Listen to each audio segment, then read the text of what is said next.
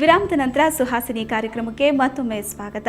ವಿರಾಮಕ್ಕಿಂತ ಮೊದಲು ನೀವು ಕೇಳ್ತಾ ಇದ್ರಿ ಮಾವಿನ ಹಣ್ಣನ್ನು ಉಪಯೋಗಿಸ್ಕೊಂಡು ಮನೆಮದ್ದಿನ ರೂಪದಲ್ಲಿ ಯಾವೆಲ್ಲ ಉಪಯೋಗವನ್ನು ಪಡ್ಕೋಬೋದು ಅಂತ. ಇನ್ನಷ್ಟು ಮನೆಮದ್ದನ್ನು ಹೇಳ್ತಾರೆ ಗುರುಜಿಯವರೇ. ಮತ್ತೆ ಯಾವೆಲ್ಲ ಒಂದು ಸಮಸ್ಯೆಗಳಿಗೆ, ಅಂದರೆ ನಮ್ಮ ಆರೋಗ್ಯಕ್ಕೆ ಸಂಬಂಧಪಟ್ಟ ಸಮಸ್ಯೆಗಳಿಗೆ ಮಾವಿನ ಹಣ್ಣನ್ನು ನಾವು ಉಪಯೋಗಿಸ್ಕೋಬೋದು?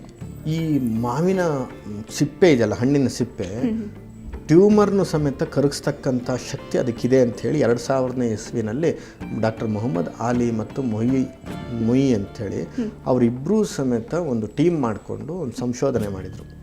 ಅದರೊಳಗೆ ಈ ಸಿಪ್ಪೆಯ ಸತ್ವ ಏನು ಮಾಡುತ್ತೆ, ಈ ಟ್ಯೂಮರ್ಸ್ಗಳು ಅಂದರೆ ಗ್ರಂಥಿಗಳಾಗುತ್ತೆ, ಗಂಟುಗಳಾಗುತ್ತಲ್ಲ, ಆ ಗಂಟುಗಳಾಗೋದನ್ನು ಕಡಿಮೆ ಮಾಡುತ್ತೆ. ಆಮೇಲೆ ಇಲ್ಲಿ ಕೆಲವರಿಗೆ ಈ ಎಲ್ಲೆಲ್ಲ ಮಾಂಸದ ಚರ್ಮದ ಕೆಳಗಡೆ ಸಣ್ಣ ಸಣ್ಣ ಸಣ್ಣ ಸಣ್ಣ ಗಂಟುಗಳು, ಅಲ್ಲಿ ಏನು ಗಂಟು ಇಲ್ಲೊಂದು ಗಂಟು ಹಾಗೆ ಆಗ್ತಾ ಇರ್ತಕ್ಕಂಥದ್ದು ನೋಡ್ತೀವಿ. ಈ ಗಂಟುಗಳನ್ನು ಸಮೇತ ಈ ಮಯೋಮ ಅಂತಲೂ ಸಮೇತ ಕರಿತಕ್ಕಂಥದ್ದು. ಅದನ್ನು ಅದಕ್ಕೇನು ಟ್ರೀಟ್ಮೆಂಟ್ ಏನಿಲ್ಲ, ಯಾಕೆಂತಂದ್ರೆ ಅದನ್ನು ಆಗಿದ ಮೇಲೆ ಕರಗಿಸ್ಲಿಕ್ಕೇನಿಲ್ಲ. ಅಂತೂ ಆಗೋದನ್ನು ತಡೆಗಟ್ಟುವಲ್ಲಿ ಈ ಮಾವಿನ ಹಣ್ಣಿನ ಸಿಪ್ಪೆ ಸಮೇತ ಕೆಲಸವನ್ನು ಮಾಡುತ್ತೆ. ಯಾವ ರೂಪದಲ್ಲಿ ಬಳಸಬೇಕು? ಅದನ್ನು ಸಾಮಾನ್ಯವಾಗಿ ತಿನ್ನತಕ್ಕಂಥದ್ದು. ಈಗ ಸಿಪ್ಪೆನ ಬಿಟ್ಟು ತಿಂತೀವಲ್ಲ, ಸಿಪ್ಪೆ ಸಮೇತವಾಗಿ ತಿನ್ನಬೇಕು. ಸಿಪ್ಪೆನ ಸಮೇತವಾಗಿ ತಿಂದಷ್ಟು ಒಳ್ಳೆಯದು. ಜೊತೆಯಲ್ಲಿ ಅದನ್ನು ಸುಟ್ಟುಬಿಟ್ಟು ಒಂದು ಭಸ್ಮವನ್ನು ಮಾಡಿ ಆ ಭಸ್ಮವನ್ನು ಸಹ ಸೇವನೆ ಮಾಡ್ತಕ್ಕಂಥದ್ದು ಮಾಡ್ಬೋದು. ಇನ್ನು ಈ ಮಾವಿನ ಓಟೆ ಅಂತ ಹೇಳಿದ್ನಲ್ಲ ನಾನು, ಗೊರಟು ಅಂತ ಹೇಳಿದ್ನಲ್ಲ, ಅದನ್ನು ಪೌಡ್ರ್ ಮಾಡಿಟ್ಕೊಳ್ಳೋದು.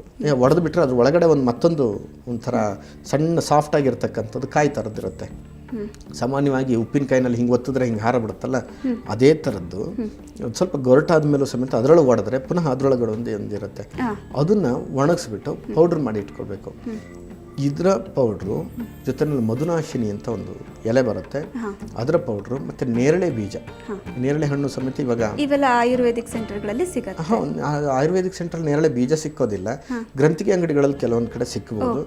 ಇಲ್ಲ ಅಂತಂದ್ರೆ ಮಲೆನಾಡು ಸೈಡಲ್ಲಿ ಎಲ್ಲಾದರೂ ನೆಟ್ಟವರು ಇದ್ರೆ ನೇರಳೆ ಹಣ್ಣುಗಳೆಲ್ಲ ಈಗ ಮಾರ್ಕೆಟ್ನಲ್ಲೂ ಸಮೇತ ಬರುತ್ತೆ. ತಿಂದ್ಬಿಟ್ಟು ಬೀಜನ ಯಾರು ತಿನ್ನಲ್ಲಲ್ವಾ ನೇರಳೆ ಹಣ್ಣಿಂದು, ಹಾಗಾಗಿ ನೇರಳೆ ಹಣ್ಣನ್ನು ತಿಂದ್ಬಿಟ್ಟು ಬೀಜನೆಲ್ಲ ಒಣಸಿಟ್ಕೊಳ್ಳೋದು. ನೋಡಿ, ಎಲ್ಲೂ ವೇಸ್ಟೇ ಮಾಡೋಂಗಿಲ್ಲ. ನಾನು ಏನು ಹೇಳ್ತಾ ಇದ್ದೀನಿ ಟಿಪ್ಸು, ಎಲ್ಲಿ ವೇಸ್ಟ್ ಆಗುತ್ತೆ ಅದನ್ನೇ ಔಷಧಿಯಾಗಿ ಬಳಸ್ಕೊಳ್ಳಿ ಅಂತ. ಆದ್ರಿಂದ ಮಾವಿನ ಗೊರಟುನ ಯಾರು ತಿಂದದ್ದು ನಾನು ನೋಡಿಲ್ಲ. ಅಂತೂ ಅದ್ರ ಒಳಗಡೆ ಒಡೆದು ತೆಗೆದಿದ್ದಂಥ ತಿರುಳು, ಆಮೇಲೆ ನೇರಳೆ ಹಣ್ಣಿನ ಬೀಜ, ಹಣ್ಣನ್ನು ತಿಂದ ಮೇಲೆ ಬರ್ಬೋದಂಥ ಬೀಜ, ಇನ್ನೊಂದು ಮಧುನಾಶಿನಿ ಅನ್ನೋಂಥ ಎಲೆ, ಇವುಗಳನ್ನ ಏನು ಮಾಡಬೇಕು, ಒಟ್ಟು ಪೌಡ್ರ್ ಮಾಡಿ ಇಟ್ಕೊಂಡು ಕಾಲು ಚಮಚ ಎಲ್ಲವನ್ನು ಮಿಕ್ಸ್ ಮಾಡಿ 3/4 ಚಮಚ ಆಯಿತು. 3/4 ಚಮಚವನ್ನು ಬೆಳಗ್ಗೆ ಒಂದು ಸರ್ತಿ, ರಾತ್ರಿಗೆ ಒಂದು ಸರ್ತಿ ಖಾಲಿ ಹೊಟ್ಟೆಯಲ್ಲಿ ಸೇವನೆ ಮಾಡ್ತಾ ಬಂದರೆ ಇನ್ಸುಲಿನ್ ಡಿಪೆಂಡೆಂಟ್ ಆಗದೇ ಇದ್ದಂಥ ಡಯಾಬಿಟಿಸ್ ಪೇಷಂಟ್ಗಳು ಬಹಳ ಚೆನ್ನಾಗಿ ಶುಗರ್ನ ಕಂಟ್ರೋಲ್ ಮಾಡಿ ಇಟ್ಕೋಬೋದು.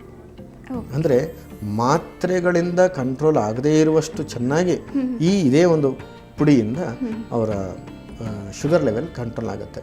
ಅಂದ್ರೆ ನೋಡಿ, ಎಷ್ಟು ಸುಲಭವಾಗಿ ನಮ್ಮ ಜೊತೆನಲ್ಲೇ ಇರ್ತಕ್ಕಂಥ ಔಷಧಗಳು ನಮಗೆ ಗೊತ್ತಿರಲ್ಲ. ಆದರೆ ಗುರುಜಿ, ಈಗ ಇಷ್ಟೊತ್ತು ಹೇಳಿದ್ರೆ ಇದೆಲ್ಲ ಮಾವಿನ ಹಣ್ಣಿನ ಸೀಸನ್ ಅಲ್ಲಿ ನಾವು ಮಾಡ್ಕೊಂಡು ಹೋಗ್ಬೋದು, ಮುಖಕ್ಕೆ ಹಚ್ಕೊಳ್ಳೋದು ಅಂತ. ಸೀಸನ್ ಇಲ್ಲ ಅಂತ ಅಂದ್ರೆ ಈಗ ಸೀಸನ್ ಸಿಗುತ್ತೆ.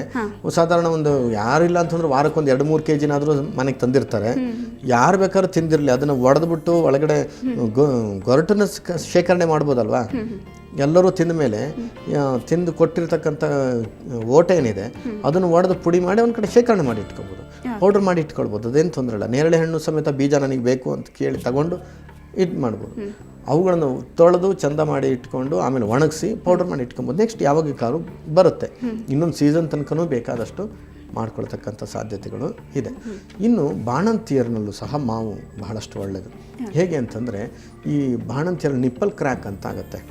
ಈ ತೊಟ್ಟು, ಸ್ತನದ ತೊಟ್ಟಿದೆಯಲ್ಲ, ಅದು ಸೀಳ್ಕೊಂಡ್ಬಿಟ್ಟು ಕೆಲವು ಸರ್ತಿ ಹಾಲು ಕುಡಿಲಿಕ್ಕೆ ಆಗೋದಿಲ್ಲ. ಮಗು ಹಾಲು ಕುಡಿತಾ ಇರ್ಬೇಕಾದ್ರೆ ಇವ್ರಿಗೆ ರಕ್ತ ಸೋರ್ತಕ್ಕಂಥದ್ದಾಗ್ಬೋದು, ತುಂಬಾ ನೋವಾಗುತ್ತೆ. ಅದಕ್ಕೇನಾದ್ರು ಆಯಿಂಟ್ಮೆಂಟ್ ಹಚ್ಕೊಳಕ್ಕೆ ಬರೋಲ್ಲ, ಯಾಕೆಂತಂದರೆ ಮಗು ಹಾಲು ಕುಡಿತಾ ಇರುತ್ತೆ, ಅದಕ್ಕೆ ಮಗುಗೆ ಎಫೆಕ್ಟ್ ಆಗುತ್ತೆ ಅಂಥೇಳಿ. ಅದು ಏನು ಮಾಡಬೇಕಂತ ಸಂದರ್ಭದಲ್ಲಿ ಅಂತಂದಾಗ ಈ ಮಾವಿನ ಎಲೆಯನ್ನು ತೋರಣ ಮಾಡಿರ್ತೀವಲ್ಲ ನೋಡಿ, ಅದರೊಳಗೂ ವೇಸ್ಟಲ್ಲೇ ಔಷಧಿ. ಹೇಗೆಂದ್ರೆ ಮಾವಿನ ತೋರಣ ಮಾಡಿರ್ತೀರಿ, ತೋರಣ ಮುಗೀತು, ನಿಮ್ದು ಹಬ್ಬ ಎಲ್ಲ ಮುಗೀತು, ಅದೇನಾಗುತ್ತೆ ಅಲ್ಲೇ ಒಣಗೋಗಿರುತ್ತೆ. ಆ ಎಲೆನ ಬಿಸಾಡೋಂಗಿಲ್ಲ. ಅದನ್ನೇನು ಮಾಡಬೇಕು, ಒಂದು ಕ್ಯಾಂಡ್ಲ್ ಹಚ್ಕೊಂಡು ಅಥವಾ ದೀಪ ಹಚ್ಕೊಂಡು ಆ ಎಲೆನ ಸುಟ್ಬಿಟ್ಟು ಒಳ್ಳೆ ಬರ್ರಂತ ಉರಿಯುತ್ತೆ, ಒಣಗಿರುತ್ತಲ್ಲ, ಉರಿದ ಮೇಲೆ ಆ ಬೂದಿ ಬೀಳುತ್ತೆ. ಒಂದು ತಟ್ಟೆನಲ್ಲಿ, ಸ್ಟೀಲ್ ತಟ್ಟೆನಲ್ಲಿ ಹಾಕಿ ಶೇಖರಣೆ ಮಾಡಿ, ಅಷ್ಟು ತೋರಣ ಇದ್ದಿದ್ದು ಸುಟ್ಬಿಟ್ಟು ಒಂದಿಷ್ಟು ಬೂದಿ ಸಿಗುತ್ತೆ ಅಂತ ಇಟ್ಕೊಳ್ಳಿ. ಆ ಬೂದಿಯನ್ನು ನೀವು ಆ ನಿಪ್ಪಲ್ ಕ್ರ್ಯಾಕ್ ಹಚ್ಚಿಬಿಟ್ರೆ ಎಂಥ ಆಯಿಂಟ್ಮೆಂಟೇ ಬೇಡ. ಓಕೆ. ಅಷ್ಟು ಚೆನ್ನಾಗಿ ಗುಣ ಆಗುತ್ತೆ. ಅದೇ ರೀತಿಯಾಗಿ ಯಾವುದೇ ತುಂಬ ದಿವಸದಿಂದ ಕೀವು ರಕ್ತ ಸೋರ್ತಾ ಇರತಕ್ಕಂಥ ಗಾಯಕ್ಕೂ ಸಮೇತ ಇದನ್ನು ಹಚ್ಚೋದ್ರಿಂದ ಭಾಳಷ್ಟು ಒಳ್ಳೆಯ ಔಷಧ. ಇನ್ನು ಕೆಲವರಿಗೆ ಈ ಒಸಡುಗಳು ಗಾಯ ಆಗ್ತಕ್ಕಂಥದ್ದು, ಒಸಡುಗಳು ಹೀಗೆ ಹಲ್ಲಿನ ಬಿಟ್ಟು ಮೇಲಕ್ಕೆ ಹೋಗ್ತಾ ಇರ್ತಕ್ಕಂಥದ್ದು, ಈ ಹಲ್ಲಿಂದ ರೂಟ್ ಎಲ್ಲ ಕಾಣ್ತಕ್ಕಂಥದ್ದು ಇರುತ್ತೆ, ಗಮ್ಸ್ ಎಲ್ಲ ಇದಾಗಿ ಡಿಕೆ ಆಗಿ ಹೋಗ್ತಕ್ಕಂಥದ್ದು, ಜಿಂಜಿವೈಟಿಸ್ ಅಂತ ಹೇಳ್ತೀವಿ, ಇದ್ದಕ್ಕಿದ್ದಂಗೆ ರಕ್ತ ಬರ್ತಕ್ಕಂಥದ್ದು, ಅಂಥವರಿಗೆ ಮಾವು ಒಂದು ಒಳ್ಳೆಯ ಬ್ರಷ್ ಆಗುತ್ತೆ. ಮಾವಿನ ಎಲೆ, ಈ ಹಳ್ಳಿ ಕಡೆ ಮಾವಿನ ಎಲೆನೆಲ್ಲ ಹಲ್ಲುಜ್ತಾರೆ, ಬ್ರಷ್ ಇಲ್ಲಿ ತಗೊಂಡೋಗಿಲ್ಲ ಊರಿಗೆ ಅಂತಂದಾಗ ಸಾಮಾನ್ಯವಾಗಿ ಆ ಎಲೆ ದಂಟನ್ನು ಹಿಡ್ಕೊಂಡು ಹಿಂಗೆ ಎಳೆದ್ಬಿಟ್ರೆ ಎರಡು ಕಡೆನೂ ಸೀಳ್ಕೊಂಡು ಬರುತ್ತೆ. ಆ ಸೀಳು ಬಂದಿದ್ದನ್ನು ಒಳ್ಳೆ ನೀಟಾಗಿ ಈ ಸೀರೆ ಮಡ್ಚಿದಂಗೆ ಮಡ್ಚಿಬಿಟ್ಟು ತುದಿನ ಕಚ್ಚಿಬಿಟ್ಟು ಬಿಸಾಡಬೇಕು, ಅದರೊಳಗೆ ಹಲ್ಲುಜ್ಜಬೇಕು. ನಿಧಾನಕ್ಕೆ ಸಾಫ್ಟ್ ಥರ ಬ್ರಷ್ ಥರ ಮಾಡ್ಕೊಂಡು ಹಲ್ಲುಜ್ಜಬೇಕು. ಆಮೇಲೆ ಆ ದಂಟಿದೆಯಲ್ಲ ಅದೇ ಟಂಗ್ ಕ್ಲೀನರ್ ಆಗಿ ಕೆಲಸ ಮಾಡುತ್ತೆ, ಭಾರಿ ಚೆನ್ನಾಗಿ. ಅದೇನು ಅಂತಂದರೆ ಈ ಬಾಯಿನಲ್ಲಿ ಏನೇ ಇನ್ಫೆಕ್ಷನ್ ಇರಲಿ, ಬ್ಯಾಕ್ಟೀರಿಯಲ್ ಇದ್ರೂ ಸಮೇತ ಗುಣ ಮಾಡುತ್ತೆ. ಒಟ್ಟಿನಲ್ಲಿ ಎಂಥ ಔಷಧಿಗಳಿಗೂ ಬೇಕಿದ್ರೂ ಮಾವನ್ನು ಬಳಸ್ಬೋದು. ಖಂಡಿತವಾಗ್ಲೂ ಮಾವಿನ ಒಂದು ಎಲೆ ಆಗಿರ್ಬೋದು, ಹಣ್ಣನ್ನಾಗಿರ್ಬೋದು, ನಾವು ಹಣ್ಣು ಅಂದ ತಕ್ಷಣ ತಿನ್ನೋದಕ್ಕೆ ಮಾತ್ರ ಉಪಯೋಗಿಸ್ತೀವಿ. ಇಷ್ಟೊಂದು ಇದರಿಂದ ಉಪಯೋಗವನ್ನು ಪಡ್ಕೋಬೋದು ಅನ್ನೋದು ಸಾಮಾನ್ಯವಾಗಿ ಗೊತ್ತಿರಲ್ಲ. ಇವತ್ತಿನ ಈ ಕಾರ್ಯಕ್ರಮದಲ್ಲಿ ಮಾವಿನ ಹಣ್ಣನ್ನು ಯಾವ್ಯಾವ ರೂಪದಲ್ಲಿ ನಾವು ಬಳಸ್ಕೋಬೋದು, ಆರೋಗ್ಯದಲ್ಲಾಗಿರ್ಬೋದು, ಶುಭ ಸಂದರ್ಭದಲ್ಲಾಗಿರ್ಬೋದು ತಿಳಿಸ್ಕೊಟ್ರಿ ಗುರುಜಿ. ಧನ್ಯವಾದಗಳು.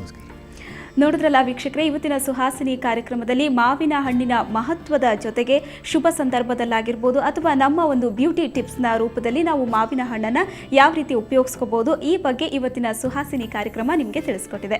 ಮತ್ತೆ ಮುಂದಿನ ಸುಹಾಸಿನಿಯಲ್ಲಿ ಇನ್ನೊಂದು ವಿಶೇಷತೆಯೊಂದಿಗೆ ಮತ್ತೆ ಭೇಟಿಯಾಗ್ತೀವಿ. ಅಲ್ಲಿವರೆಗೂ ನೋಡ್ತಾ ಇರಿ ಸುವರ್ಣ ನ್ಯೂಸ್ 24/7.